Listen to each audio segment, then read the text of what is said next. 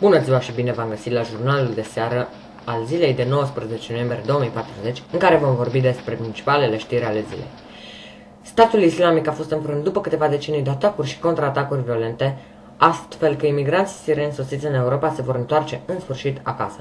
Punctul de început al sfârșitului grupării teroriste este în anul 2015, când aceștia au organizat 7 atentate simultane în orașul Paris. Noul iPhone 19 se bate de la egal la egal cu Samsung Galaxy S14, ele fiind foarte vândute în România. iPhone-ul are un mare avantaj, putând fi folosit și ca jetpack sau ca desfăcător de conserve, această calitate strânind râsete în rândul cumpărătorilor.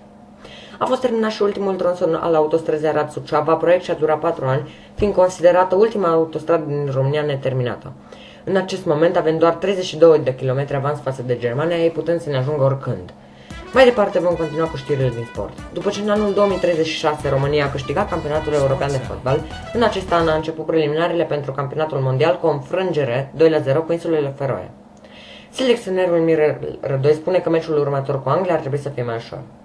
Urmează o scurtă prezentare a vremii. După cum a fost anunțat încă de acum 10 ani, planeta noastră a intrat într-o nouă eră glaciară, care se intensifică pe zi ce trece, astfel că mâine vor fi minime de minus 70 de grade.